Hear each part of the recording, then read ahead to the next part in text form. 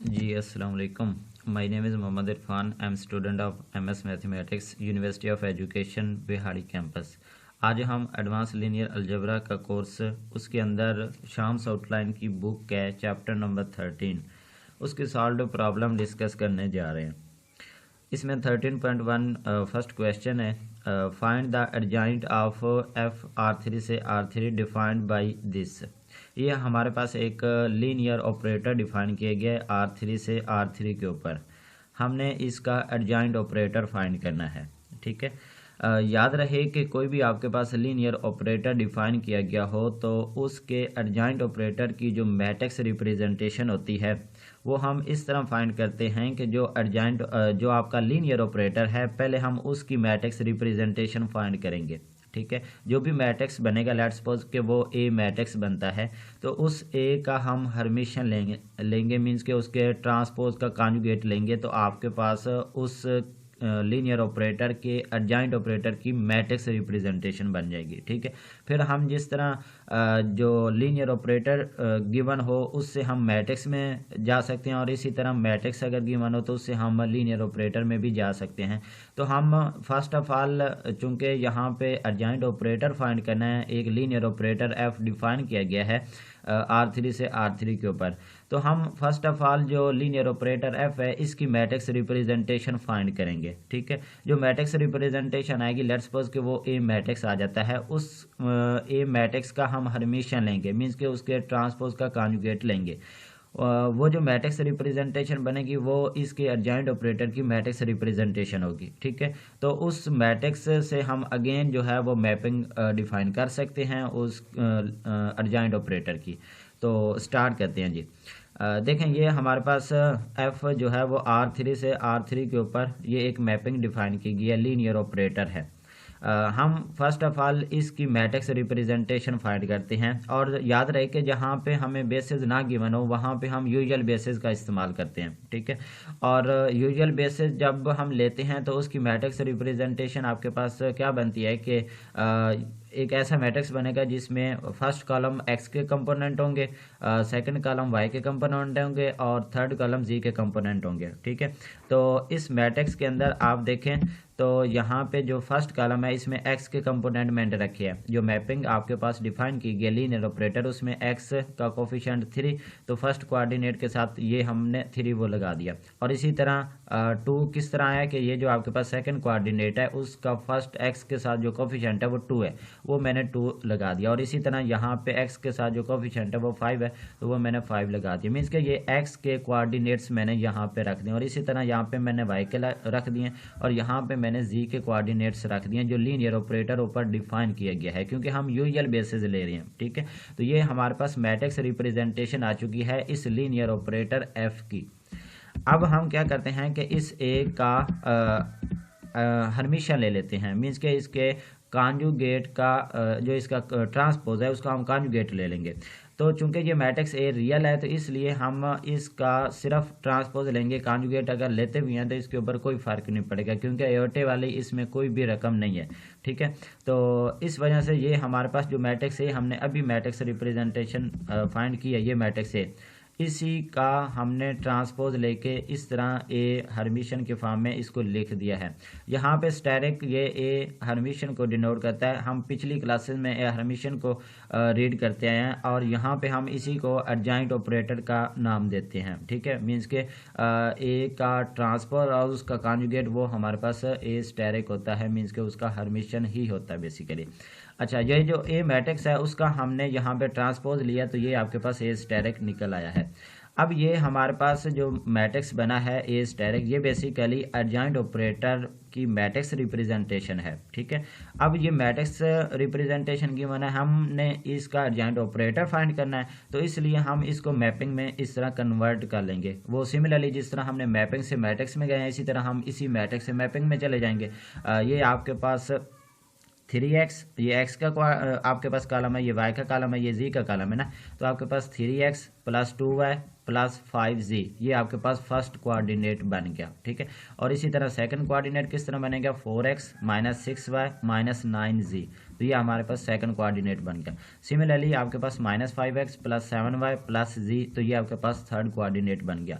जो भी आपके पास लीनियर ऑपरेटर इस तरह डिफाइन किया गया होगा, पहले हम उसकी मैट्रिक्स रिप्रेजेंटेशन फाइंड करेंगे और उसका हम हर्मिशियन ले लेंगे, तो वो आपके पास मैट्रिक्स रिप्रेजेंटेशन बन जाएगी उसके एडजॉइंट ऑपरेटर की। तो हम उसके एडजॉइंट ऑपरेटर की जो मैट्रिक्स रिप्रेजेंटेशन है उससे हम उसकी मैपिंग इस तरह डिफाइन कर सकते हैं।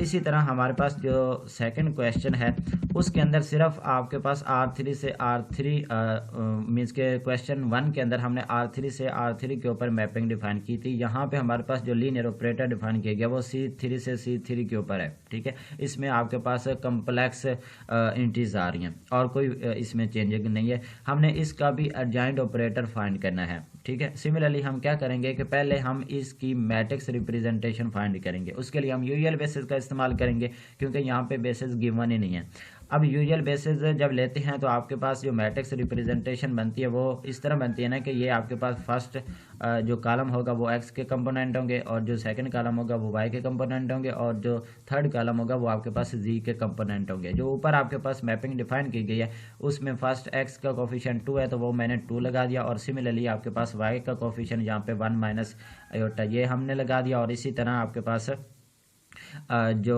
z है यहाँ पे फर्स्ट कोऑर्डिनेट में z है ही नहीं थी, इसलिए हम उसका कोफिशिएंट 0 लिखते हैं। तो इस तरह ये हमने मैट्रिक्स रिप्रेजेंटेशन बना ली है, ठीक है, लीनियर ऑपरेटर की। अब हम इसका जो है वो हर्मिशियन लेंगे, ठीक है। अब ऑब्वियसली यहाँ पे चूंकि मैट्रिक्स जो b हमारे पास आया है matrix representation of linear operator g, वो हमारे पास कम्प्लेक्स मैट्रिक्स है, तो इसलिए हम इसका ट्रांसपोज के साथ इसका कॉन्जुगेट भी ज़रूर लेंगे, ठीक है। तो इसका ट्रांसपोज लेके इसका कॉन्जुगेट लिया तो ये मैट्रिक्स आपके पास बन गई है, ठीक है। अब ये मैट्रिक्स आपके पास आ गया तो इससे सिमिलरली हम इसकी मैपिंग भी डिफाइन कर सकते हैं जो कि एडजॉइंट ऑपरेटर होगा जी स्टैटिक, ठीक है। वो किस तरह डिफाइन होगा कि ये आपके पास 2 है तो इसके साथ हम x लगा देंगे, प्लस आपके पास 3 माइनस 2y इसके साथ y लगा देंगे, और इसी तरह 2 आयोटा के साथ मीन्स के हम y लगा देंगे, और इसी तरह -2 आयोटा के साथ हम z लगा देंगे, तो ये हमारे पास फर्स्ट कोऑर्डिनेट बन जाएगा। इसी तरह सेकंड रो और थर्ड रो की हेल्प से हम जो है यहाँ पे इसकी मैपिंग डिफाइन कर सकते हैं, ठीक है। तो ये हमारे पास 13.2 क्वेश्चन हो गया। सिमिलरली हमने अब जो है वो 13.4 क्वेश्चन करना है। बेसिकली यहाँ पे एक थ्योरम है, हमने उस थ्योरम को प्रूव करना है, ठीक है। थ्योरम की स्टेटमेंट यहाँ पे उसने कहा है कि प्रूव थ्योरम 13.1, जो चैप्टर नंबर 13 है उसके अंदर 13.1 थ्योरम है, हमने उसको प्रूव करना है। उसकी स्टेटमेंट भी उसने यहाँ पे लिख दी है कि let T be a linear operator on n dimensional inner product space V, ठीक है। टी आपके पास एक लीनियर ऑपरेटर है किसी n dimensional inner product space V के ऊपर। एन डायमेंशनल से मुराद finite dimensional inner product space V है। देन क्या होगा कि आपके पास ये दो केसेस हैं, ये होल्ड करेंगे। फर्स्ट ये है कि there exist a unique linear operator T static on V such that कि वो आपके पास ये इस कंडीशन को सेटिस्फाई करेगा। What is this? This is the definition of adjoint operator, ठीक है। वो कहता है कि अगर टी आपके पास एक लीनियर ऑपरेटर डिफाइन किया गया है किसी फिनाइट डायमेंशनल जिसकी डायमेंशन n है इन प्रोडक्ट स्पेस v के ऊपर, तो फिर ये 100% श्योरिटी वाली बात है कि आपका एक जो t है उसका एडजॉइंट ऑपरेटर लाजमी एग्जिस्ट करेगा और होगा भी वो यूनिक, ठीक है। तो इस चीज़ को हम प्रूव करते हैं। और इसी तरह हमारे पास ये दूसरा पार्ट है। दूसरे पार्ट को हम बाद में डिफाइन करते हैं, पहले हम इस फर्स्ट जो पार्ट है इसको हम प्रूव करते हैं। अच्छा, अब हम पहले तो हम जो है वो टी जो स्टैटिक है उस मैपिंग को हम डिफाइन करेंगे एडजॉइंट ऑपरेटर को। तो उसके लिए हम क्या करते हैं कि एक आर्बिट्रेरी वी वेक्टर ले लेते हैं, लेकिन ये फिक्स्ड एलिमेंट है वी का, ठीक है। आर्बिट्रेरी है लेकिन फिक्स्ड है, क्योंकि हमने थ्योरम को प्रूव करते हुए जब भी हम किसी थ्योरम को प्रूव करते हैं तो हम उसको जनरली प्रूव करते हैं, मीन्स कि कोई आर्बिट्रेरी एलिमेंट लेते हैं और उसके ऊपर वो कंडीशन फुलफिल करवाते हैं। अगर वो कंडीशन उस आर्बिट्रेरी एलिमेंट के लिए सेटिस्फाई हो जाती है तो इट मीन्स वो आपके पास उस सेट के तमाम एलिमेंट के लिए सेटिस्फाई होती है। इसलिए हमने वी आर्बिट्रेरी लेकिन फिक्स्ड एलिमेंट ले लिया वी का। अब हम एक मैपिंग डिफाइन करते हैं टी जो है वो वी से लेकर के ऊपर। ये आपके पास एक लीनियर फंक्शनल है, क्योंकि हमारे पास जो लीनियर मैपिंग होती है जो वेक्टर स्पेस है किसी फील्ड के ऊपर डिफाइन की जाती है, वो आपके पास लीनियर फंक्शनल कहलाती है। ठीक है, तो यहाँ पे हमने वेक्टर स्पेस से के फील्ड के ऊपर डिफाइन किया है, तो ये हमारे पास एक लीनियर फंक्शनल है वी के ऊपर। हमने ये क्यों डिफाइन किया, क्योंकि हमारे पास क्वेश्चन में गिवन है कि टी आपके पास एक लीनियर ऑपरेटर है। तो याद रहे कि जो भी आपके पास लीनियर फंक्शनल होता है वो बेसिकली लीनियर ऑपरेटर ही होता है। ठीक है, तो हमने ये लीनियर ऑपरेटर लीनियर फंक्शनल जो है वो वी के ऊपर डिफाइन कर दिया। वो इस तरह हमने डिफाइन किया है कि जब वी में से कोई आप वेक्टर यू लेते हैं तो उसके ऊपर जब टी अप्लाई होगा तो उसका जो इमेज होगा वो इनर प्रोडक्ट की फॉर्म में लिखा जाएगा। मीन्स के T of u comma V और इसकी आपके पास जो है वो इनर प्रोडक्ट आएगी। ठीक है, अब हमने ये लीनियर फंक्शनल तो डिफाइन कर लिया। हमारे पास थ्योरम 13.3 जो है वो बुक के अंदर मेंशन है, उसकी स्टेटमेंट आपको मैं वैसे बता देता हूँ। स्टेटमेंट ये कहती है कि अगर किसी in finite dimensional inner product space V के ऊपर कोई लीनियर फंक्शनल डिफाइन किया गया है फाई, तो उस लीनियर फंक्शनल की ये प्रॉपर्टी होगी कि आपके पास फिर उस इनर प्रोडक्ट स्पेस वी के अंदर एक आपको यूनिक एलिमेंट वी प्राइम ऐसा लाजमी मिलेगा कि आप उस इनर प्रोडक्ट स्पेस वी का कोई मर्जी एलिमेंट लेते हैं दूसरा यू, उस u का v प्राइम के साथ जो इनर प्रोडक्ट होगी वो इक्वल होगी उस लीनियर फंक्शनल के उस u के इमेज के under the linear functional t। ठीक है, तो अब यहाँ पे t ऑफ u जो है वो इक्वल हो जाएगा u v प्राइम की inner product for all u belonging to v, क्योंकि हमारे पास ये थ्योरम है कि जो भी लीनियर फंक्शनल किसी inner product space V finite dimensional inner product space V के ऊपर डिफाइन किया गया हो उसके लिए हमारे पास एक यूनिक एलिमेंट वी प्राइम उस इनर प्रोडक्ट स्पेस के अंदर लाजमी एग्जिस्ट करता है जो इस कंडीशन को सेटिस्फाई करता है। ठीक है, अब चूंकि टी ऑफ यू हमने डिफाइन किया है कि टी ऑफ यू की वी के साथ इनर प्रोडक्ट है, तो इसकी जगह पे हमने ये चीज़ रिप्लेस कर दिया और इसी ऊपर वाली इक्वेशन को मॉडिफाई करके इस तरह हमने लिख दिया।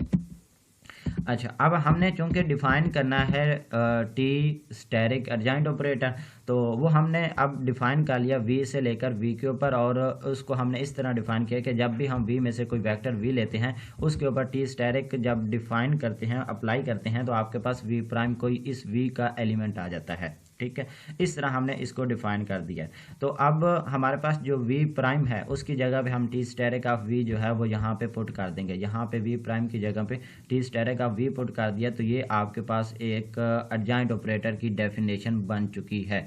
तो यही हमने प्रूफ करना था, लेकिन हमने प्रूफ ये करना था कि आपके पास एक लीनियर एडजॉइंट ऑपरेटर लाजमी एग्जिस्ट करेगा जो ये कंडीशन को सेटिस्फाई करेगा।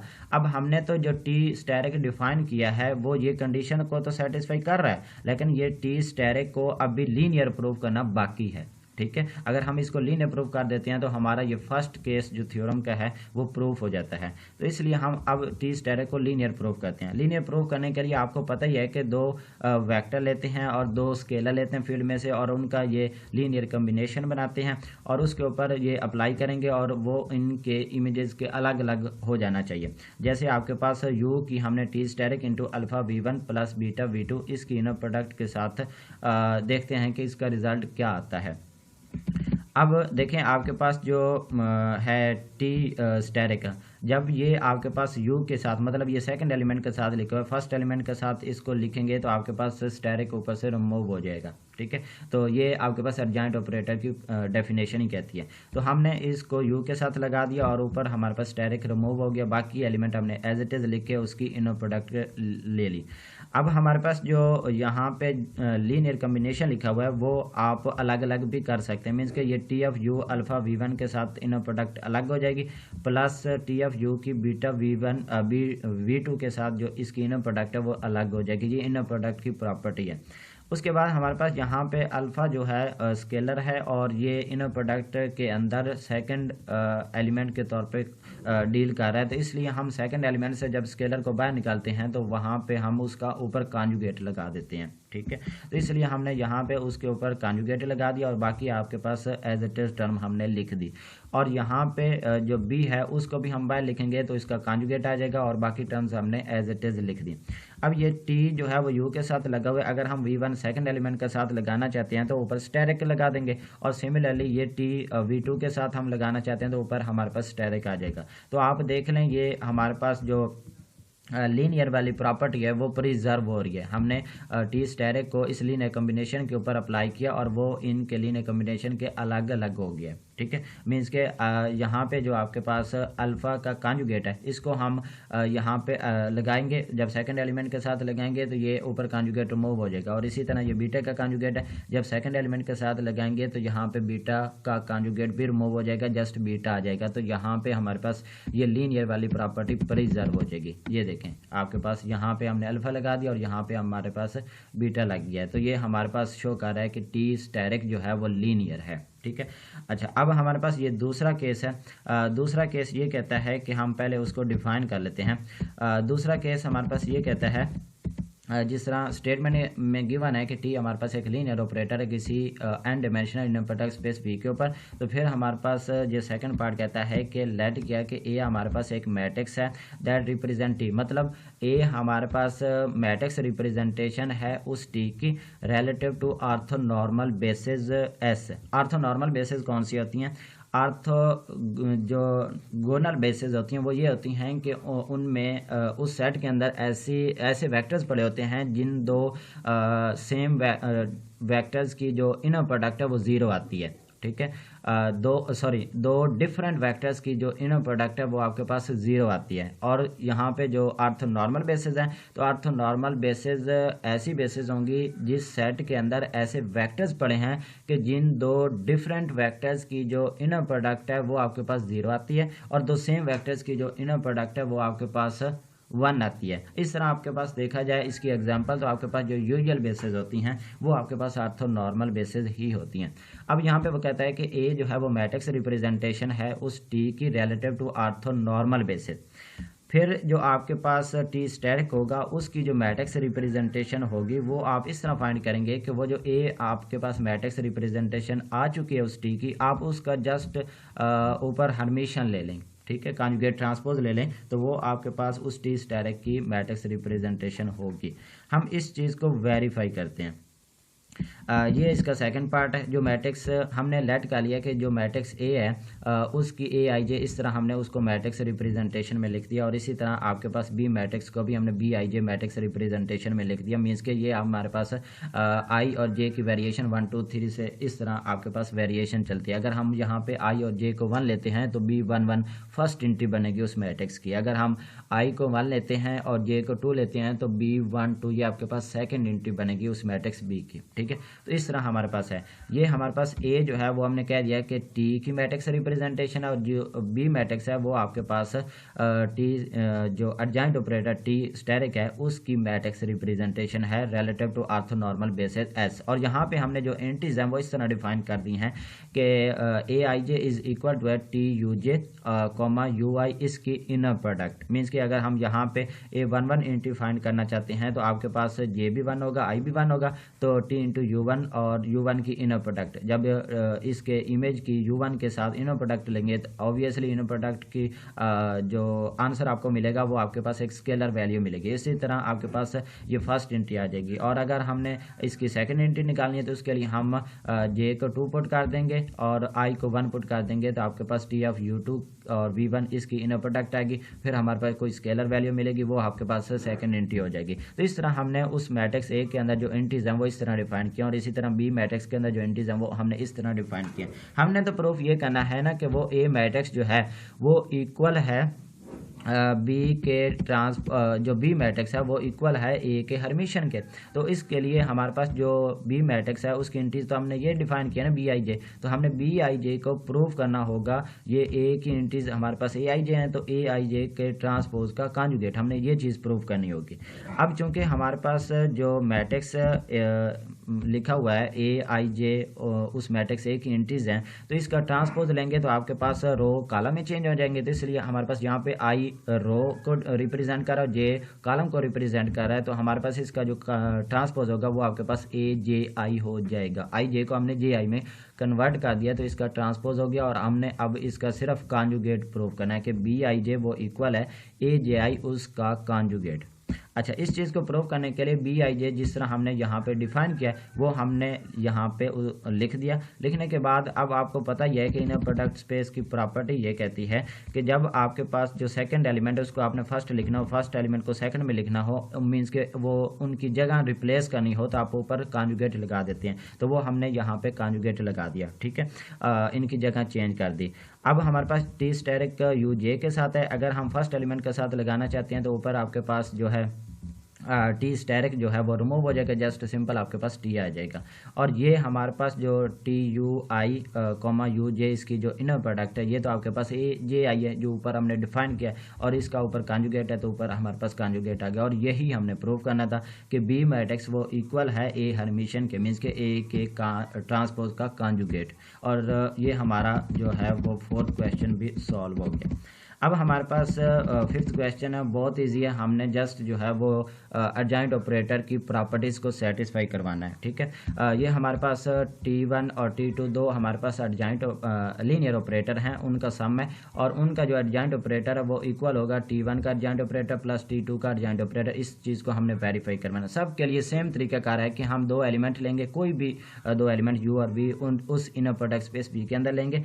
हम क्या करेंगे कि T1 प्लस T2 जिसका एडजॉइंट ऑपरेटर लेना है उसको हम U, V इसके साथ इनर प्रोडक्ट के तौर पे हम लिख लेंगे। लिखने के बाद हमारे पास क्या होगा कि T1 जो है वो U के साथ अलग मल्टीप्लाई हो जाएगा, प्लस T2 जो है वो U के साथ अलग मल्टीप्लाई हो जाएगा, और कॉमा आपके पास V इसकी इनर प्रोडक्ट आएगी। सिमिलरली हमारे पास जो इनर प्रोडक्ट की प्रॉपर्टी कहती है कि ये जो आपके पास लिखा हुआ है T1 U ये V के साथ अलग इनर प्रोडक्ट में लिखा जाएगा, और प्लस में आपके पास ये जो T2 ऑफ U है ये V के साथ अलग इनर प्रोडक्ट में लिखा जाएगा। तो हमने इसको अलग अलग लिख दिया। और इसी तरह आपके पास T1 V के साथ लगाएंगे तो ये स्टेरिक में चला जाएगा, T2 V के साथ लगाएंगे तो ये भी स्टेरिक में चला जाएगा। फिर हम इसी जो इक्वेशन लिखी हो, ये रिलेशन लिखा हुआ है, इसको हम इस फॉर्म के अंदर भी लिख सकते हैं, क्योंकि हम जब इसको ओपन करेंगे तो ये U की T1 स्टेरिक V इसकी इनर प्रोडक्ट अलग हो जाएगी, और इसी तरह U की T2 स्टेरिक V इसकी इनर प्रोडक्ट अलग हो जाएगी। तो वो हमने उसी ऊपर वाली जो ऊपर वाला रिलेशन है उसकी मदद से हमने ये इक्वेशन लिख दी। ओके, अब हम यहाँ पे जो है वो T1 स्टेरिक और T2 स्टेरिक है, और साथ में V आ रहा है तो V को हम कॉमन लेंगे तो आपके पास T1 asterisk plus T2 asterisk आ जाएगा। और आप इससे क्या देख सकते हैं कि ये एडजॉइंट ऑपरेटर की डेफिनेशन ही लिखी हुई है। तो इट मीन्स ये आपके पास T1 प्लस T2 जो है इसका जो एडजॉइंट ऑपरेटर है वो ये चीज़ है T1 asterisk plus T2 steric, तो वो हमने यहाँ पे लिख दिया। तो और यही हमने फर्स्ट केस के अंदर प्रूव करना था। ये हमारे पास एडजॉइंट ऑपरेटर की प्रॉपर्टीज़ हैं। सिमिलरली बहुत इजी आपके पास दूसरी प्रॉपर्टी भी है, और इसमें भी हम सिमिलरली दो T1 T2 लीनियर ऑपरेटर हैं, उनका एडजॉइंट ऑपरेटर वो इक्वल होगा T2 का एडजॉइंट ऑपरेटर T1 का एडजॉइंट ऑपरेटर, मीन्स के T2 पहले आ जाएगा और T1 बाद में आ जाएगा जब हम उसका एडजॉइंट ऑपरेटर ओपन करेंगे। ये हमने प्रूव करना है। उसके लिए सिमिलरली U और V दो आपके पास इनर प्रोडक्ट स्पेस V के अंदर एलिमेंट लेंगे, और इनके ऊपर T1 T2 जो है वो U, V इसकी इनर प्रोडक्ट के तौर पर लिखेंगे। T1 बाहर आ जाएगा और आपके पास T2 जो है वो U के ऊपर अप्लाई हो जाएगा, और V के साथ इसकी इनर प्रोडक्ट आ जाएगी। अब ये T1 जो है अगर V के साथ लगाएंगे तो आपके पास T1 स्टेरिक हो जाएगा, क्योंकि सेकंड एलिमेंट के साथ जब लगाते हैं तो वो स्टेरिक में चला जाता है। जब फर्स्ट के साथ आएगा तो वो आपके पास T सिंपल लिखा जाएगा। ओके, नेक्स्ट हमारे पास ये T2 जो है इसको हम अगेन यहाँ पे ले आएंगे T1 स्टेरिक के साथ, तो हमारे पास ये भी स्टेरिक में चला जाएगा। तो आप देख सकते हैं कि T1 T2 इसका जो एडजॉइंट ऑपरेटर है वो ये आ चुका है, T2 स्टेरिक T1 स्टेरिक, ठीक है। तो ये हमारे पास प्रूफ हो गया दूसरी प्रॉपर्टी। और इसी तरह हमारे पास जो तीसरी प्रॉपर्टी है वो ये कहती है कि आपके पास के आपके पास कोई स्केलर है और T हमारे पास लीनियर ऑपरेटर है, उस के प्रोडक्ट का जो एडजॉइंट ऑपरेटर वो इक्वल होगा के कॉन्जुगेट, के का जो है कॉन्जुगेट और T का एडजॉइंट ऑपरेटर। इसीलिए हम यहाँ पे भी सिमिलरली U और V दो इनर प्रोडक्ट स्पेस V के अंदर एलिमेंट लेंगे। KT जो है उसको हम U, V इसकी इनर प्रोडक्ट के तौर पे लिखेंगे। इसमें K जो है वो आपके पास स्केलर है, इसलिए हम उसको बाय ले लेंगे, तो T ऑफ U की V के साथ इनर प्रोडक्ट बच जाएगी। और यहाँ पे जो T है इसको V के साथ लगाएंगे तो आपके पास T स्टेरिक हो जाएगा। और यहाँ पे जो K है इसको हम सेकेंड एलिमेंट में लेकर जाना चाहते हैं तो इनर प्रोडक्ट स्पेस के अंदर, तो आपके पास ऊपर कॉन्जुगेट आएगा, क्योंकि जब सेकेंड एलिमेंट से बाहर लेकर आते हैं तो ऊपर कॉन्जुगेट आता है, ठीक है। तो और चूंकि बाहर आपके पास एलिमेंट ऐसा पड़ा है जिसके ऊपर कॉन्जुगेट नहीं है, तो इसको हम सेकंड एलिमेंट के साथ लिखेंगे तो इसका कॉन्जुगेट आएगा, ठीक है। तो ये हमारे पास इनर प्रोडक्ट स्पेस की प्रॉपर्टी कहती है। तो इससे हमें ये पता चल रहा है कि ये जो के टी है इसका एडजॉइंट ऑपरेटर ये है, के का कॉन्जुगेट टी का एडजॉइंट ऑपरेटर। ठीक है, तो ये हमने प्रूव करना था। ये हमारे पास थर्ड प्रॉपर्टी है एडजॉइंट ऑपरेटर की। सिमिलरली हमारे पास ये फोर्थ प्रॉपर्टी है, बहुत ईजी है। हमने एडजॉइंट ऑपरेटर का अगेन एडजॉइंट ऑपरेटर लेना और उसको प्रूव करना है कि वो टी के इक्वल आ जाता है। उसके लिए हम सिमिलरली यू और वी दो इनर प्रोडक्ट स्पेस वी के अंदर एलिमेंट लेंगे और उसके ऊपर टी स्टेरिक जो है वो यू कॉमा वी इसकी इनर प्रोडक्ट के तौर पे हम लिखेंगे। और यहाँ पे आपको इनर प्रोडक्ट स्पेस की प्रॉपर्टी यूज़ करनी है। प्रॉपर्टी ये कहती है कि जब फर्स्ट एलिमेंट को सेकंड में और सेकंड को थर्ड में लिखना हो, मीन सेकंड को फर्स्ट में लिखना हो, उनकी जो जगह है वो रिप्लेस करनी है तो ऊपर कॉन्जुगेट लगा देंगे। तो हमने ऊपर कॉन्जुगेट लगा के जो वी है उसको पहले लिख दिया और टी स्टेरिक ऑफ यू को बाद में लिख दिया। ठीक है, अब हमारे पास ये जो टी स्टेरिक है इसको हम अगर वी के साथ लगाना चाहते हैं तो ये टी स्टेरिक रिमूव हो जाएगा। तो यहाँ पे आपके पास T of we comma we इसकी इनर प्रोडक्ट और ऊपर आपके पास कॉन्जुगेट आ गया। अब सिमिलरली हम कॉन्जुगेट खत्म करना है तो यू को पहले लिख लें और इस टी ऑफ वी को बाद में लिख लें। तो हमने इसको बाद में लिख दिया इनर प्रोडक्ट के तौर पे। तो इससे हमें ये पता चल रहा है कि ये जो आपके पास टी स्टेरिक है इसका जो एडजॉइंट ऑपरेटर है वो ये आपके पास टी है। तो हमने इस टी स्टेरिक का अगेन एडजॉइंट ऑपरेटर लिया तो वो आपके पास ये टी आ गया। तो ये हमारे पास 13.5 क्वेश्चन सॉल्व हो गया। ये प्रॉपर्टी थी सिंपल। और इसी तरह 13.6 ये भी बहुत इजी क्वेश्चन है। हमें शो ये करना है कि जो आई आइडेंटिटी ऑपरेटर है उसका जो एडजॉइंट ऑपरेटर है वो आई इटसेल्फ आता है। बहुत सिंपल है। हमने वी के अंदर यू और वी दो एलिमेंट ले लिए, आई को यू कॉमा वी इसकी इनर प्रोडक्ट के तौर पे लिख दिया। लिखने के बाद आई ऑफ यू आपके पास यू ही आता है क्योंकि आइडेंटिटी ऑपरेटर है वो किसी भी एलिमेंट के ऊपर अप्लाई होता है तो उस एलिमेंट के ऊपर कोई फ़र्क नहीं डालता। तो आपके पास यू कॉमा वी की इनर प्रोडक्ट आ गई। और ये जो आपके पास वी है इसको भी आप आई ऑफ वी के तौर पर लिख सकते हैं क्योंकि आई आइडेंटिटी ऑपरेटर है उस वी के ऊपर तो कोई फ़र्क नहीं पड़ेगा। तो इसलिए हमने u comma I of V की इनर प्रोडक्ट के तौर पर लिख दिया। तो इससे हमें ये पता चल रहा है कि जो आई है इसका एडजॉइंट ऑपरेटर ये आई है। ठीक है, तो इस आई का एडजॉइंट ऑपरेटर ये आई हमने लिख दिया। ठीक है, ये हमने प्रूव कर दिया। सिमिलरली हमारे पास जीरो है कि जीरो का जो एडजॉइंट ऑपरेटर है वो जीरो आता है। तो इसलिए हम दो vector inner product space V के अंदर यू और वी दो आपके पास वेक्टर लेंगे और similarly zero into u comma we इसकी इनर प्रोडक्ट के तौर पे लिखेंगे। ये जीरो आपके पास जीरो ऑपरेटर है, ना कि जस्ट जीरो स्केलर नंबर है बल्कि ये जीरो ऑपरेटर है। ठीक है, यू कॉमा वी इसके इनर प्रोडक्ट के तौर पे लिखेंगे और जब जीरो ऑपरेटर यू के ऊपर अप्लाई होगा तो आंसर आपको जीरो मिलेगा। ठीक है, उसकी डेफिनेशन के अकॉर्डिंग और कॉमा वी की इनर प्रोडक्ट आ गई। और आपके पास अगर दो एलिमेंट की इनर प्रोडक्ट है और वो आपके पास उनमें एक एलिमेंट जीरो है तो इनर प्रोडक्ट का आंसर आपको जीरो मिलेगा। तो इसलिए इस इनर प्रोडक्ट का आंसर आपको जीरो मिला। सिमिलरली हमारे पास यू की जीरो के साथ जो इनर प्रोडक्ट है वो भी जीरो होगी क्योंकि उनमें एक एलिमेंट जीरो आ रहा है। ठीक है, तो इसलिए हमने इस जीरो को यू कॉमा जीरो की इनर प्रोडक्ट के तौर पे लिख दिया। ठीक है, और उसके बाद हमारे पास जो ज़ीरो है इसको हमने ज़ीरो ऑफ पी के तौर पे लिख दिया, ज़ीरो ऑपरेटर इसमें इंक्लूड कर दिया। तो हमारे पास यहाँ पे ये शो हो रहा है कि ये जो ज़ीरो है ज़ीरो ऑपरेटर है इसका जो एडजॉइंट ऑपरेटर है वो ये आपके पास ज़ीरो आ रहा है। ठीक है, और यही हमने प्रूव करना था। ये हमारे पास 13.6 क्वेश्चन था। अब हम 13.7 जो है वो क्वेश्चन सॉल्व करने जा रहे हैं। वो भी बहुत ईजी है। सपोज किया कि टी आपके पास इन्वर्टिबल है। शो ये करना है कि टी इनवर्स का जो एडजॉइंट ऑपरेटर है वो टी स्टेरिक का इन्वर्स आता है। ठीक है, अब यहाँ पे हमने टी को इन्वर्टिबल लेना ज़रूरी है। अगर हम टी को इन्वर्टिबल नहीं लेते, क्योंकि हम मैट्रिक्स के अंदर भी हम किसी मैट्रिक्स को इन्वर्टिबल क्यों लेते हैं, क्योंकि हमने उसका इन्वर्स एग्जिस्ट करवाना होता है। क्योंकि जो मैट्रिक्स इन्वर्टिबल होती है उसी का ही इन्वर्स एग्जिस्ट करता है। हम ये जानते हैं ना कि आपके पास कोई मैट्रिक्स है वो इन्वर्टिबल कब होती है, जब उसका इन्वर्स एग्जिस्ट करे। और इन्वर्स उन मैट्रिक्स का एग्जिस्ट करता है जिसका डिटर्मिनेंट नॉन जीरो हो, मीन्स के नॉन सिंगुलर मैट्रिक्स हो।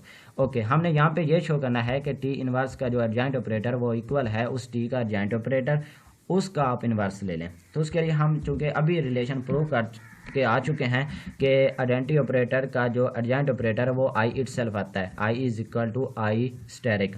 तो हमने यहाँ पे आई जो है उसकी जगह पे टी इनवर्स लगा दिया, क्योंकि कोई भी एलिमेंट है और उसका साथ में इनवर्स है तो वो आपके पास आइडेंटिटी मिलेगा। तो इसलिए आपके पास टी इनवर्स और ऊपर आपके पास एडजॉइंट आ गया।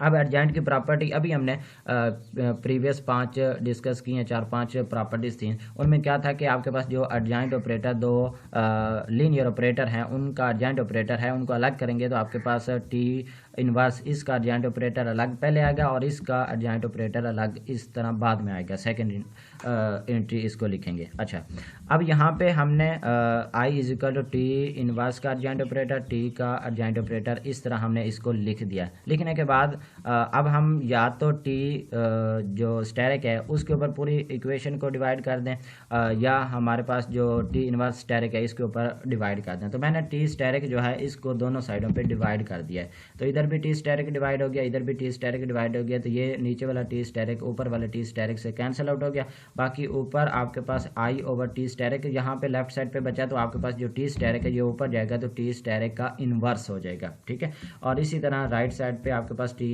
इन्वर्स और ऊपर आपके पास उसका स्टेरिक आ रहा है। तो ये हमारे पास थ्योरम था और यही हमने शो करना था कि टी जो स्टेरिक है उसका इन्वर्स इक्वल होता है टी इन्वर्स का स्टेरिक।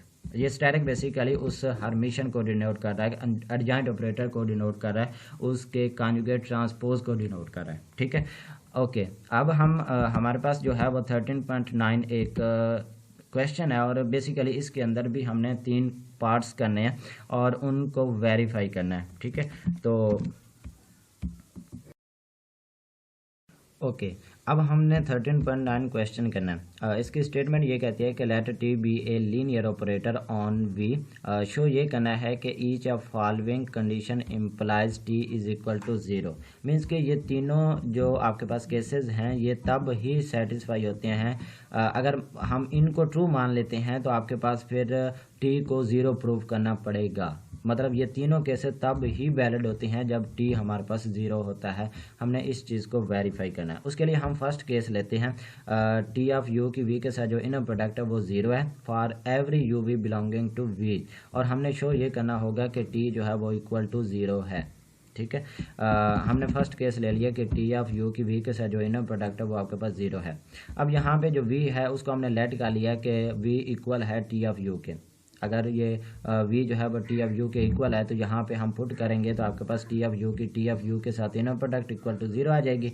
और 2 एलिमेंट हैं और उनकी एक ही एलिमेंट है उसको 2 बार लिखा गया और उसकी इनर प्रोडक्ट इक्वल टू 0 आ रही है। ये कब पॉसिबल है? ये इनर प्रोडक्ट स्पेस की प्रॉपर्टी के अकॉर्डिंग ये तब ही पॉसिबल है जब वो एलिमेंट इट सेल्फ 0 हो। तो इट मीन्स ये टी ऑफ यू जो है वो आपके पास 0 है। अब टी ऑफ यू 0 है मतलब कोई भी आपके पास यू एक वेक्टर है उसके ऊपर टी को अप्लाई करें और आंसर आपको 0 मिल रहा है तो इट मीन्स ये टी आपके पास 0 ऑपरेटर ही है।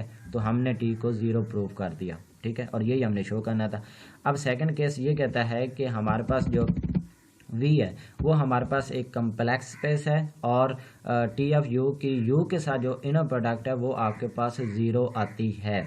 मतलब फर्स्ट केस में हमने ये लिया था कि टी ऑफ यू की वी के साथ इनर प्रोडक्ट 0 आती है, उसमें यू और वी वेक्टर स्पेस के 2 डिफरेंट कोई भी एलिमेंट हो सकते हैं। अब हमने यहाँ पे यू एक ही एलिमेंट लिया, उसी का इमेज और उसी एलिमेंट के साथ उसकी इनर प्रोडक्ट लिया, उसको हमने 0 प्रूव करना है अगर वी आपके पास एक कम्प्लेक्स स्पेस साथ लेते हैं। अच्छा, हम ये मान लेते हैं कि ये बात दुरुस्त है कि वी आपके पास कम्प्लेक्स स्पेस है और ये कंडीशन सेटिस्फाई हो रही है। प्रूफ हम ये करेंगे कि टी हमारे पास 0 है।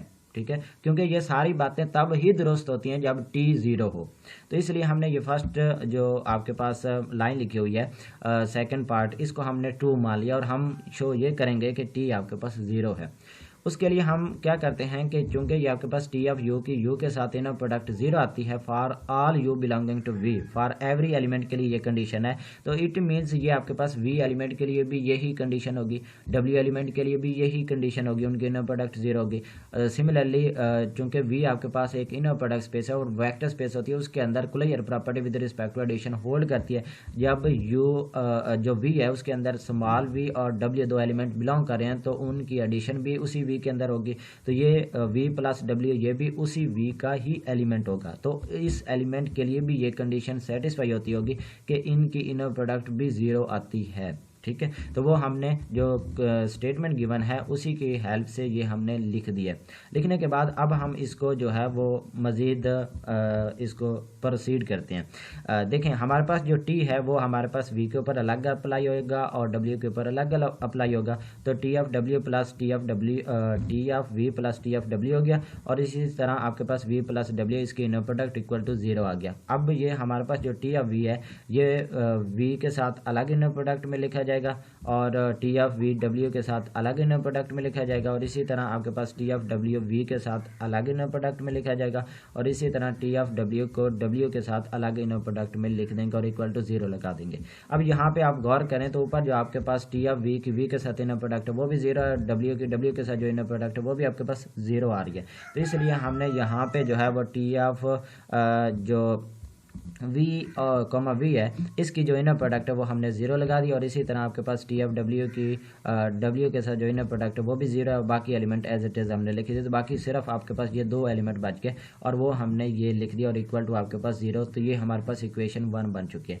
अब चूंकि हमारे पास जो वी है वो हमारे पास कम्प्लेक्स स्पेस है, अगर कम्प्लेक्स स्पेस है तो इसलिए हम यहाँ पे जो एलिमेंट डब्ल्यू ले रहे हैं उसकी जगह पे हम आयोटा डब्ल्यू इसको सब्स्टिट्यूट कर सकते हैं। ठीक है, तो हमने यहाँ पे जो इक्वेशन 1 है उसके अंदर डब्ल्यू की जगह पे आयोटा डब्ल्यू लगा दिया और यहाँ पे भी डब्ल्यू की जगह पे हमने इसको आयोटा डब्ल्यू लगा दिया। ठीक है, बाकी इक्वेशन 1 जो है वो एज इट इज़ ही हमने लिख के इक्वल टू 0 रख दिया।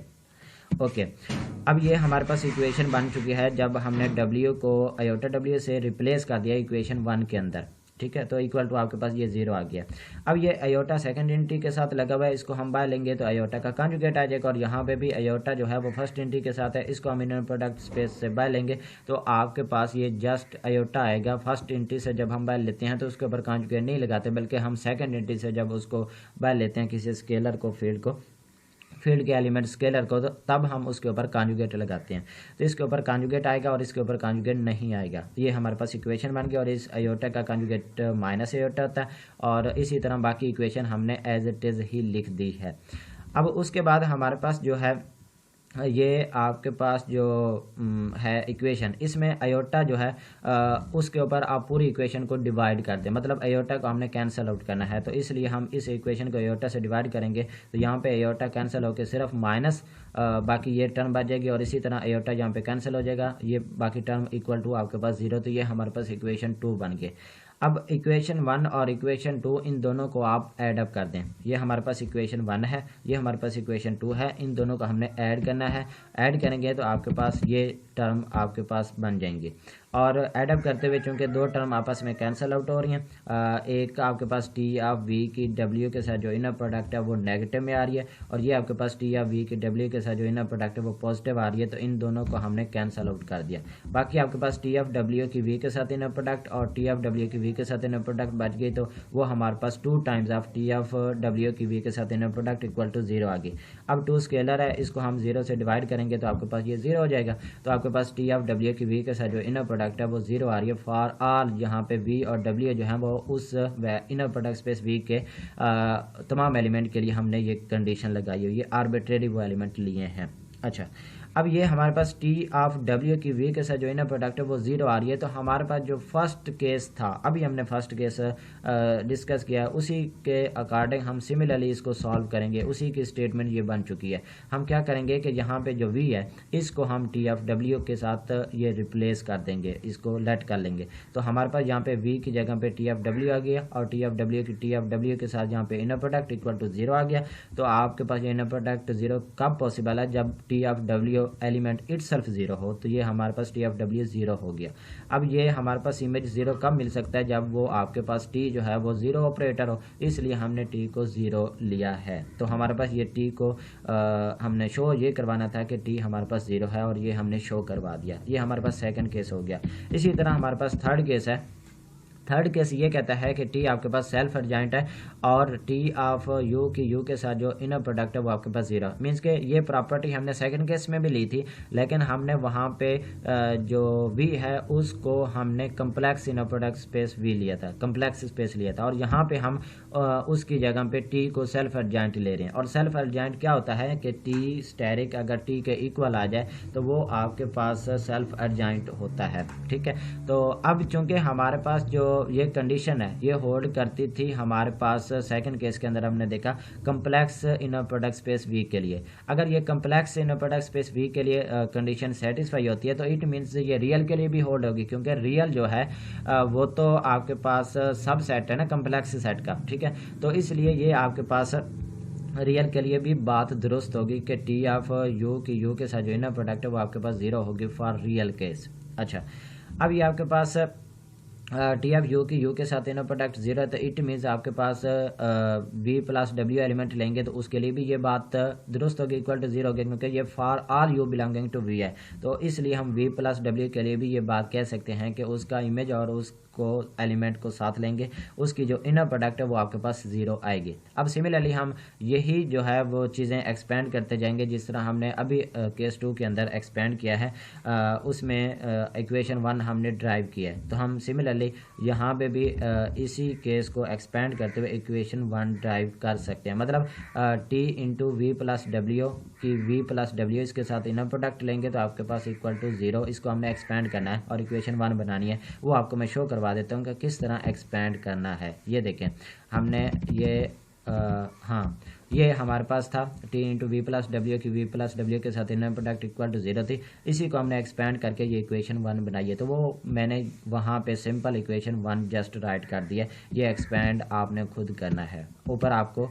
प्रोवाइड किया गया है इसका सोल्यूशन। ओके, तो ये हमारे पास इक्वेशन 1 बन गई है। अब टी चूँकि सेल्फ एडजॉइंट है, तीसरे केस के अंदर हमने टी को सेल्फ एडजॉइंट लिया, तो it means T asterisk T के इक्वल है। तो यहाँ पे आपके पास जो टी है उसकी जगह पे हमने टी स्टेरिक लगा दिया, ठीक है। और उसके बाद हमारे पास क्योंकि ये इक्वेशन 1 बन चुकी है, इक्वेशन 1 में जो टी है वो डब्ल्यू के साथ लगा हुआ है, जब वी के साथ लगाएंगे तो आपके पास ये टी स्टेरिक आ जाएगा। ओके, अब हमने यहाँ पे टी स्टेरिक की जगह पे टी पुट कर देना है, क्योंकि टी आपके पास सेल्फ एडजॉइंट है, तो हमने टी स्टेरिक की जगह पे टी को रिप्लेस कर दिया यहाँ पे, ठीक है। और टी को पुट कर दिया, तो इट मीन्स ये आपके पास जो टी है, इसको अगर हम ये टी ऑफ वी को फर्स्ट लिखें और डब्ल्यू को बाद में लिखें तो आपके पास ऊपर कॉन्जुगेट आता है। तब कॉन्जुगेट आता है जब इनर प्रोडक्ट स्पेस वी जो है वो आपके पास कम्प्लेक्स हो। क्योंकि हमने यहाँ पे ये बात मानी है कि वी आपके पास रियल स्पेस है, तो इसलिए हम ऊपर कॉन्जुगेट नहीं लगाएंगे। टी ऑफ वी को फर्स्ट एलिमेंट मानेंगे और डब्ल्यू को सेकंड एलिमेंट मानेंगे और इनर प्रोडक्ट स्पेस वी के तौर पे हम इसको लिख देंगे, ठीक है। अब इसी चीज़ को हमने इक्वेशन 1 के अंदर पुट कर देना। मतलब ये T of W comma V की जो इनर प्रोडक्ट है, T of W comma V की जो इनर प्रोडक्ट है उसकी जगह पे हमने ये चीज़ रिप्लेस कर देनी है, ठीक है। तो T of we comma W की इनर प्रोडक्ट प्लस इसकी जगह पे आपके पास T of we comma W की इनर प्रोडक्ट वो एलिमेंट 2 बार आ जाएगा, तो आपके पास ये देखें equal to zero, equation 1 modify हो चुकी है। अब ये हमारे पास 2 times of T of V की डब्ल्यू के साथ inner product equal to zero आ रही है, तो 2 को इधर डिवाइड करेंगे तो आपके पास ये बाकी टर्म इक्वल टू आपके पास जीरो बच जाएगी। अब ये हमारे पास टी ऑफ वी की डब्ल्यू के साथ जो इनर प्रोडक्ट है वो जीरो आ रही है, तो हमारे पास फर्स्ट केस के अकॉर्डिंग ये हमारे पास अब चेंज हो चुकी है स्टेटमेंट। तो हम इसी को सिमिलरली जिस तरह फर्स्ट केस सॉल्व किया है कि हम डब्ल्यू को अब टी ऑफ वी के साथ लेट कर लेंगे, तो हमारे पास डब्ल्यू जो है वो टी ऑफ वी के साथ लेट हो जाएगा। और यहाँ पे डब्ल्यू की जगह पे हमने टी ऑफ वी जो है वो पुट कर दिया, तो आपके पास टी ऑफ वी के साथ जो इनर प्रोडक्ट है वो जीरो आ गई। तो ये इनर प्रोडक्ट कब जीरो आ सकते हैं? जब टी ऑफ वी इट सेल्फ आपके पास जीरो, तो इट मीन्स ये आपके पास टी ऑफ वी जीरो हो गया। और ये आपके पास टी ऑफ वी किसी एलिमेंट वी के ऊपर जब टी अप्लाई होता है तो वो जीरो तब हो सकता है ना जब टी आपके पास जीरो ऑपरेटर है, तो टी हमारे पास जीरो आ गया। और यही हमने इस क्वेश्चन में प्रूव करना था। अब सिमिलरली हमारे पास 13.10 जो है वो क्वेश्चन है। क्वेश्चन ये है बेसिकली हमारे पास यहाँ पे एक थ्योरम है, उसको हमने प्रूव करना है। थ्योरम 13.6 है बुक के अंदर, उसकी स्टेटमेंट यहाँ पे लिखी है कि the following condition on an operator U are equivalent. ये आपके पास जो फॉलोइंग 3 केसेस लिखे हुए हैं ये आपके पास इक्वलेंट है, मगर मीन्स कि अगर हम इनमें अगर एक को भी ट्रू मानते हैं तो हम दूसरा जो है वो केस वेरीफाई कर सकते हैं, उसको प्रूफ कर सकते हैं। हम पहले फर्स्ट जो केस है इसको दुरुस्त मानेंगे और हमारे पास जो सेकंड केस है इसको हम प्रूफ करेंगे, फिर हम दूसरे को दुरुस्त मान के हम तीसरा जो केस है इसको प्रूफ करेंगे, फिर सिमिलरली हम तीसरे को दुरुस्त मान के फर्स्ट केस प्रूफ करेंगे, क्योंकि ये सारी स्टेटमेंट आपके पास इक्वलेंट है। उसके लिए हम फर्स्ट जो है उसको हमने ट्रू मान लिया, फर्स्ट इम्प्लाइज टू मीन्स के यू का जो एडजॉइंट ऑपरेटर है वो यू इनवर्स आ रहा है, तो ये हमारे पास डेफिनेशन है यूनिटी ऑपरेटर की, मीन्स के यू आपके पास यूनिटी ऑपरेटर है। तो हमने जो है वो प्रूफ ये करना है कि यू ऑफ वी की यू ऑफ डब्ल्यू के साथ जो इनर प्रोडक्ट है वो इक्वल है वी की डब्ल्यू के साथ इनर प्रोडक्ट। यहाँ पे हमारे पास जो यू है उनके मीन्स के इनके इमेजेस की जो इनर प्रोडक्ट है वो आपके पास सिंपल उनके एलिमेंट की इनर प्रोडक्ट के इक्वल होती है, ठीक है। मीन्स के यहाँ पे जो इमेजेस की इनर प्रोडक्ट है वो यहाँ पे प्रिजर्व हो रही है। अब हमने फर्स्ट केस लिया, इस सेकंड को हमने प्रूव करना है। उसके लिए हमारे पास इसको प्रूव करने के लिए हमारे पास जो फर्स्ट लेफ्ट हैंड साइड है वो हम लेकर चलेंगे, उसको राइट हैंड साइड के इक्वल प्रूफ करेंगे। तो हमने लेफ्ट हैंड साइड ले ली और इसका आंसर अब हम देखते हैं कि क्या आता है कि यू ऑफ वी की यू ऑफ डब्ल्यू के साथ जो इनर प्रोडक्ट है ये हमें राइट हैंड साइड देती है या नहीं देती। ओके, अब हमारे पास जो यू है वो हमारे पास वी के साथ लगा हुआ है। जब हम इस के साथ सेकंड एंटी के साथ लगाएंगे तो ये आपके पास यू स्टेरिक आ जाएगा। तो U asterisk U into W इसकी इनर प्रोडक्ट आएगी और वी के साथ हमारे पास यू जो है वो डब्ल्यू के साथ रिप्लेस हमने कर दिया। अब यहाँ पे यू स्टेरिक यू जिस तरह क्वेश्चन में गिवन है कि यू आपके पास यूनिट ये मीन्स के यू स्टेरिक यू इन्वर्स के इक्वल है, तो आप यू इन्वर्स से दोनों साइडों पे डिवाइड करें तो आपके पास ये यू स्टेरिक ऊपर यू इन्वर्स जाएगा तो आपके पास यू बन जाएगा और ये आपके पास यू इन्वर्स से कैंसिल होकर आपके पास आइडेंटिटी बन गया। तो यू स्टेरिक यू आपके पास आइडेंटिटी मिलता है। तो इट मीन्स यहाँ पे जो यू स्टेरिक यू है ये हमने आइडेंटिटी से इसको रिप्लेस कर दिया। आइडेंटिटी जब डब्ल्यू के ऊपर अप्लाई होगा तो W element as it is ही रहेगा क्योंकि आइडेंटिटी ऑपरेटर की ये प्रॉपर्टी है, ठीक है। और यही हमने सेकंड जो है वो प्रूव करना था। लेफ्ट हैंड साइड ली और राइट हैंड साइड प्रूव कर दी। किस तरह प्रूव किया हमने? By using unity operator. जो हमारे पास यू स्टेरिक है वो इक्वल है यू इनवर्स के, ये हमने फर्स्ट केस के अंदर लिया है और इसी फर्स्ट केस को यूज़ करते हैं हमने जो सेकंड है वो प्रूव कर दिया। सिमिलरली हम सेकंड केस लेकर चलेंगे और फर्स्ट को प्रूव करेंगे। मीन्स कि ये सेकंड आपके पास केस है, इसको हम लेकर चलेंगे और थर्ड जो है वो आपके पास प्रूव करेंगे। थर्ड केस क्या है? थर्ड हमने ये प्रूव करना है कि यू ऑफ वी की जो इनर पर जो उसकी नॉर्म है वो इक्वल होती है वी की नॉर्म के। यहाँ पे नॉर्म वाली प्रॉपर्टी बी प्रिजर्व रहती है। ओके, हमने इसके लिए हम सिमिलरली जो है वो left hand side U of V उसकी नॉर्म लेंगे और नॉर्म जो है वो इस तरह हम ओपन करते हैं कि उसी एलिमेंट के साथ इनर प्रोडक्ट और ऊपर हम अंडर रूट लगा देते हैं। तो ये हमने उसकी नॉर्म डिफाइन की हुई है। ओके, इसी तरह हमारे पास जो सेकंड है उसको हमने चूँकि दुरुस्त माना हुआ है क्योंकि सेकंड इम्प्लाइज थर्ड है, तो इसलिए हमारे पास second U of we comma U of V की जो इनर प्रोडक्ट है वो आपके पास क्या आएगी? वो आपके पास वी कॉमा वी की इनर प्रोडक्ट आएगी, ठीक है। जिस तरह यहाँ पे था यू ऑफ वी की यू ऑफ डब्ल्यू के साथ जो इनर प्रोडक्ट है वो आपके पास वी और डब्ल्यू की इनर प्रोडक्ट के इक्वल आती है, तो हमने यहाँ पे यू को ख़त्म करके जस्ट इनर प्रोडक्ट के तौर पे लिखा है। तो सिमिलरली यहाँ पे भी हमने यू को ख़त्म कर दिया और वी के साथ इनर प्रोडक्ट लिख दी और ऊपर आपके पास अंडर रूट है। तो ये हमारे पास वी की नॉर्म बन चुकी है, ये नॉर्म की डेफिनेशन है। तो हमने वी की ये नॉर्म लगा दी और ये हमने प्रूव करना था कि यू ऑफ वी की जो नॉर्म है वो इक्वल है वी की नॉर्म के, तो वो हमने प्रूव कर दिया। इसी तरह हम थर्ड लेकर चलेंगे और फर्स्ट प्रूव करेंगे। इसके लिए हम एक यहाँ पे रिलेशन जो है वो यूज़ करेंगे। वो ये है कि क्योंकि हम जानते हैं कि यू स्टेरिक की U minus I of V की वी के साथ जो इनर प्रोडक्ट है वो ज़ीरो आती है।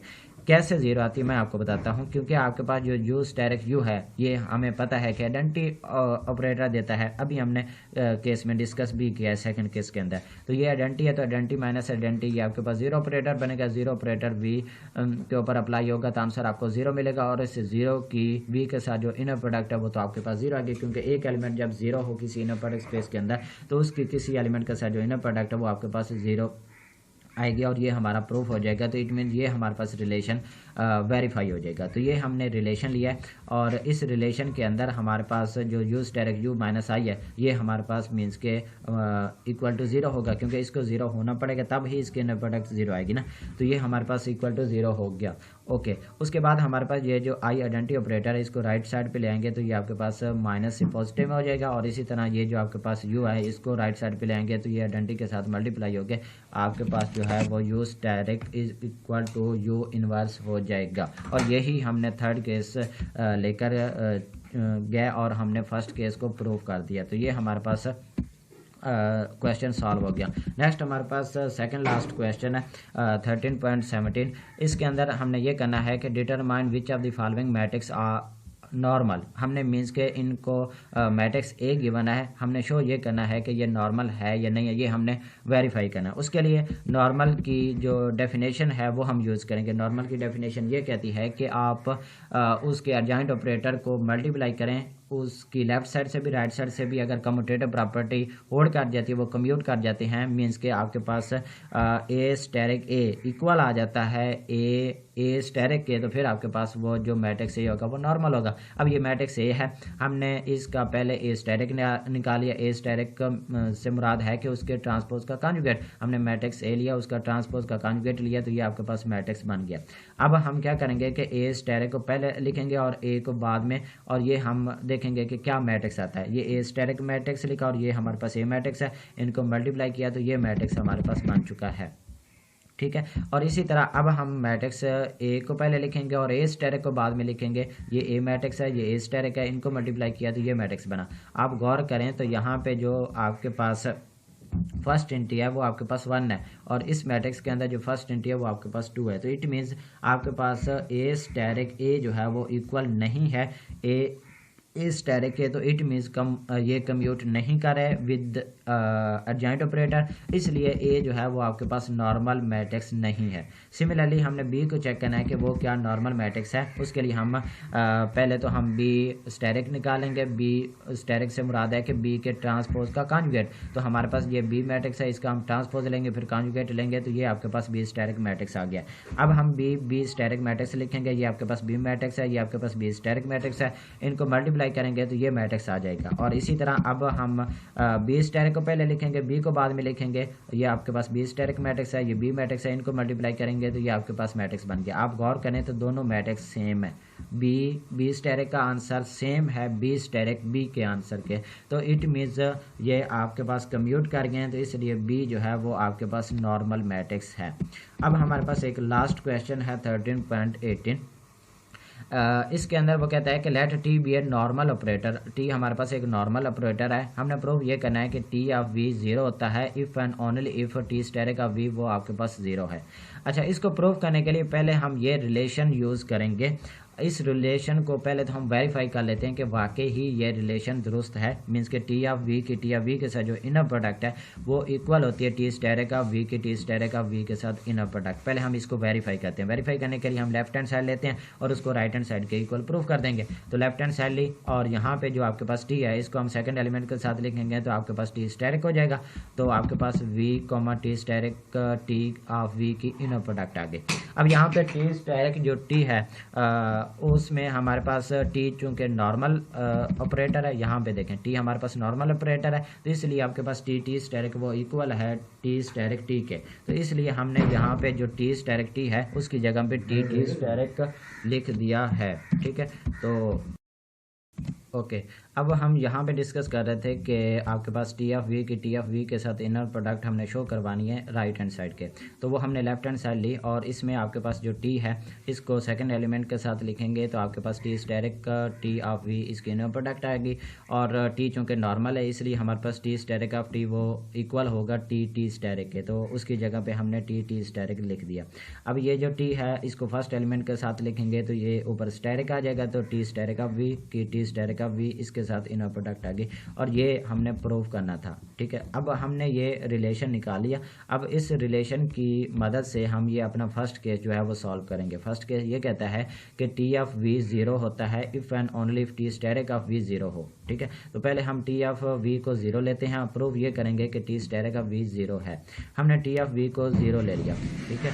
अब टी ऑफ वी जो है वो आपके पास अगर 0 है तो इट मीन्स आपके पास यहाँ पे 0,0 इसकी इनर प्रोडक्ट आ गई, और बाकी आपके पास जो राइट हैंड साइड है वो हमने एज इट इज़ ही लिख दी है, ठीक है। अब 0 के साथ जो इनर प्रोडक्ट है वो आपके पास 0 होगी और राइट हैंड साइड हमने एज इट इज़ लिख दी। अब ये आपके पास टी स्टेरिक ऑफ वी की टी स्टेरिक ऑफ वी के साथ जो इनर प्रोडक्ट है वो 0 आ रही है। ये कब पॉसिबल है? ये तब पॉसिबल है जब T asterisk of V element itself 0 हो, तो टी स्टेरिक ऑफ वी हमारे पास 0 हो गया। हमने यही शो करना था। अब हम ये लेकर चलते हैं कि टी स्टेरिक ऑफ वी जो है मीन्स के ये जो आपके पास टी स्टेरिक ऑफ वी है ये 0 है, प्रूफ ये करेंगे कि टी ऑफ वी हमारे पास जीरो है, क्योंकि ये इफ़ एंड ओनली इफ़ के साथ हमने इसको प्रूफ करना है। तो हमने टी स्टेरिक ऑफ वी को जीरो ले लिया, यहाँ पे T asterisk of V zero है, तो इट मीन्स जीरो के साथ जो इनर प्रोडक्ट होगी वो यहाँ पे जीरो हो जाएगी, वो इक्वल टू दिस होगा। और ये हम सिमिलरली जिस तरह अभी हमने देखा है उसी तरह हम देख लेंगे। ये आपके पास टी ऑफ वी के साथ जो इनर प्रोडक्ट है वो 0,0 की इनर प्रोडक्ट आएगी, और 0 के साथ जो इनर प्रोडक्ट है वो जीरो आएगी। और ये इनर प्रोडक्ट जीरो तब पॉसिबल है जब T of V element itself zero हो, ठीक है। तो ये हमने प्रूफ करना था। अब इसका सेकंड पार्ट है, सेकंड पार्ट ये कहता है कि टी माइनस लैम्डा आई जो है ये नॉर्मल है, हमने इसको नॉर्मल प्रूफ करना है। यहाँ पे मैंने सॉल्व किया है, देखें आपके पास टी माइनस लैम्डा आई को टी माइनस लैम्डा आई के एडजॉइंट ऑपरेटर के साथ कम्यूट करवाते हैं। अब हम यहाँ पे इसकी राइट हैंड साइड से मल्टीप्लाई कर रहे हैं और देखेंगे कि हमारे पास ये लेफ्ट से भी मल्टीप्लाई होकर आंसर सेम देता है या नहीं देता। ओके, हमने ये चीज़ ले ली, टी माइनस लैम्डा आई को टी माइनस लैम्डा आई के एडजॉइंट ऑपरेटर से मल्टीप्लाई कर दिया राइट हैंड साइड से। ओके, अब यहाँ पे जो आपके पास स्टेरिक है इसकी प्रॉपर्टी के अकॉर्डिंग टी का एडजॉइंट ऑपरेटर अलग हो जाएगा और लैम्डा आई का एडजॉइंट ऑपरेटर अलग हो जाएगा, वो हमने अलग अलग लिख दिया, ठीक है। और उसके बाद जो टी स्टेरिक है वो तो एज इट इज आएगा, जो लैम्डा है उसका एडजॉइंट स्टेरिक एडजॉइंट कॉन्जुगेट है ना, तो हमारे पास पहले इसका ट्रांसपोज आएगा फिर कॉन्जुगेट आएगा, और लैम्डा चूंकि स्केलर वैल्यू है इसका ट्रांसपोज इटसेल्फ ही आएगा, तो इसलिए हमने लैम्डा के ऊपर सिर्फ कॉन्जुगेट लगा दिया। और ये आई का एडजॉइंट एज इट इज़ ही हमने लिख दिया, उसके ऊपर हमने स्टेरिक ही रहने दिया। अब चूंकि आपके पास आई आइडेंटिटी ऑपरेटर है और इसका जो एडजॉइंट ऑपरेटर होता है वो तो आई इटसेल्फ होता है, तो इसलिए हमने आई स्टेरिक की जगह पे आई राइट कर दिया है, ठीक है। उसके बाद हम ये जो है ब्रैकेटें इनको सॉल्व कर लेंगे, मतलब इसको फर्स्ट एलिमेंट से मल्टीप्लाई करेंगे तो ये आपके पास आ जाएगा, फिर इस टी को इस एलिमेंट के साथ मल्टीप्लाई करेंगे तो ये आ जाएगा, फिर इस लैम्डा आई को टी स्टेरिक से मल्टीप्लाई करेंगे तो ये तो बच्चों वाला कॉमन है, तो इस तरह एक्सपेंड करके ये हमने इक्वेशन लिख दी है। अब उसके बाद हमारे पास जो आई है आइडेंटिटी ऑपरेटर वो टी के साथ मल्टीप्लाई होगा तो टी आपके पास आ जाएगा, और इसी तरह आपके पास ये जो आई टी स्टैक के साथ मल्टीप्लाई होकर आपके पास टी स्टैक ऑपरेटर ही रहेगा, क्योंकि आई आइडेंटिटी ऑपरेटर वो किसी भी ऑपरेटर के ऊपर अप्लाई होकर उसके ऊपर कोई चेंजेज नहीं करता। ओके, अब चूंकि आपके पास जो लैम्डा और लैम्डा का कॉन्जुगेट गिवन है तो लैम्डा कॉन्जुगेट पहले लिख लें, लैम्डा को बाद लिख लें, कोई फ़र्क नहीं पड़ता क्योंकि आपके पास ये स्केलर वैल्यू है, ठीक है। तो इसलिए हमने लैम्डा का कॉन्जुगेट पहले लिख लिया और लैम्डा बाद में लिख लिया, और ये हमारे पास इक्वेशन आ गया। इस इक्वेशन के अंदर टी आपके पास नॉर्मल है, इसलिए आपके पास टी स्टेरिक वो इक्वल है टी स्टेरिक, ठीक है। तो हमने इस जगह पे ये चीज़ लिख दी और बाकी इक्वेशन हमने सिमिलरली इसी तरह लिख दी। लिखने के बाद हम इनमें जो है वो देखें तो फर्स्ट टू टर्म्स के अंदर आपका टी कॉमन आ रहा है, तो हमने टी कॉमन ले लिया, बाकी यहाँ पे आपके पास टी स्टेरिक बचा और माइनस यहाँ पे लैम्डा का कॉन्जुगेट, और यहाँ पे टी बाहर आ गया है तो हम चूंकि टी ऑपरेटर बाहर लिख रहे हैं तो यहाँ पे कोई ना कोई ऑपरेटर लगाना पड़ेगा, तो हम यहाँ पे आइडेंटिटी ऑपरेटर फिर लगा देंगे, ठीक है। इसी तरह माइनस टी का कॉन्जुगेट है और प्लस लैम्डा का कॉन्जुगेट लैम्डा आई है, तो इसमें आप गौर करें तो लैम्डा आई जो है वो कॉमन आ रहा है, तो लैम्डा आई हमने कॉमन ले लिया और यहाँ से हमारे पास ये टी स्टेरिक बच गया, माइनस यहाँ पे हमारे पास लैम्डा का कॉन्जुगेट और यहाँ पे हमने आई लगाया। आई क्यों लगाया? क्योंकि आई आइडेंटिटी ऑपरेटर को रिप्रेजेंट करा, आई हमने ऑपरेटर बाय इसको कॉमन लिया, जब आइडेंटिटी ऑपरेटर बाय है तो इट मीन्स अंदर हमारे पास कोई ना कोई ऑपरेटर बचेगा, तो इसलिए हमने यहाँ पे आई ऑपरेटर लगा दिया। ओके, अब ये हमारे पास जिस तरह फैक्टराइजेशन फैक्टर बन गए हैं तो हमारे पास टी स्टेरिक माइनस लैम्डा का कॉन्जुगेट आई, ये फैक्टर दोनों में कॉमन आ रहा है, बाकी आपके पास टी माइनस लैम्डा आई ये बच जाएगा, तो वो हमने यहाँ पे लिख दिया है, ठीक है। उसके बाद हमारे पास जो टी का स्टेरिक माइनस लैम्डा का कॉन्जुगेट आई है, इसको हम टी माइनस लैम्डा आई इस पूरे का कॉन्जुगेट ट्रांसपोज लिख सकते हैं, ऊपर स्टेरिक लगा देंगे और बाकी आपके पास टर्म एज इट इज़ आ गई। और यही हमने शो करना था कि टी माइनस लैम्डा आई जो है वो आपके पास नॉर्मल है। नॉर्मल में क्या होता है कि टी माइनस लैम्डा आई का टी माइनस लैम्डा आई के जो स्टेरिक कॉन्जुगेट ट्रांसपोज है उसकी राइट साइड से उसको मल्टीप्लाई करें या लेफ्ट साइड से मल्टीप्लाई करें, वो कम्यूट करने चाहिए, और ये हमने कम्यूटनेस जो है वो शो करवा दिया। तो it means T minus lambda I जो है वो आपके पास नॉर्मल ऑपरेटर है। ओके, अब हमारे पास थर्ड केस है, इसमें हमने ये शो करना है कि अगर आपके पास T of V lambda V आता है तो फिर हमारे पास जो टी स्टेरिक ऑफ वी है वो इक्वल होगा लैम्डा का कॉन्जुगेट वी के, ठीक है। मीन्स के हमारे पास जो कोई भी आइगन वेक्टर होता है, ठीक है, वो आइगन वेक्टर होता है टी स्टेरिक का, ये हमने शो करना है। उसके लिए हमारे पास जो फर्स्ट केस है कि अगर टी ऑफ वी जो है वो लैम्डा वी है, तो वो हमने लिख दिया। और ये हमारे पास चूँकि आइगन वेक्टर की डेफिनेशन लिखी हुई है, तो इसको हम T minus lambda into V equal to 0 भी लिख सकते हैं। ये हमारे पास करैक्टरिस्टिक इक्वेशन हमने पढ़ी है, आइगन वेक्टर किस तरह निकालते हैं, तो उसी की डेफिनेशन को यूज़ करते हुए हमने ये लिख दिया। अब हमारे पास जो टी माइनस लैम्डा आई है, वो अभी हमने सेकंड पार्ट के अंदर डिस्कस किया कि वो नॉर्मल है, ठीक है। अगर वो नॉर्मल है तो हमारे पास जो फर्स्ट केस है उसके अंदर हमारे पास क्या है कि जो आपके पास नॉर्मल ऑपरेटर होता है, मैं फर्स्ट केस आपको शो करवा देता हूँ। फर्स्ट केस ये कहता है कि अगर टी आपके पास एक नॉर्मल ऑपरेटर है तो आपके पास टी ऑफ वी 0 तब आता है जब टी स्टेरिक ऑफ वी आपके पास 0 हो, ठीक है। तो अब चूँकि टी माइनस लैम्डा आई ये हमारे पास नॉर्मल ऑपरेटर है, तो इसलिए हमारे पास टी माइनस लैम्डा आई उसका ऊपर स्टेरिक ऑफ वी, ये भी आपके पास क्या होगा, 0 होगा। मतलब ये 0 आ रहा है तो इट मीन्स ऊपर स्टेरिक लगाएंगे तो वो भी आपके पास आंसर 0 ही देगा। ओके, अब यहाँ पे जो स्टेरिक है उसको हमने अलग कर दिया, मतलब कि ओपन करके टी का स्टेरिक अलग आ जाएगा, लैम्डा आई का स्टेरिक अलग आ जाएगा और वी इक्वल टू 0 आ गया।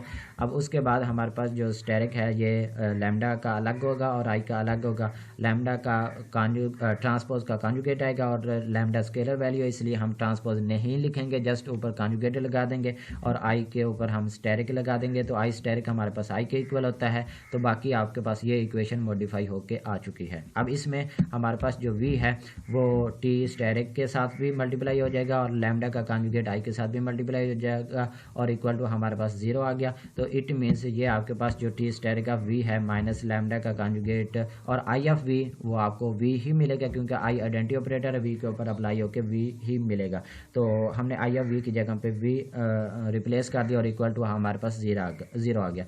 अब T asterisk of v given है और जो राइट हैंड साइड पे माइनस लैम्डा का कॉन्जुगेट v है, इसको राइट हैंड साइड पे ले आएंगे तो हमारे पास टी स्टेरिक का v इक्वल हो गया लैम्डा का कॉन्जुगेट v।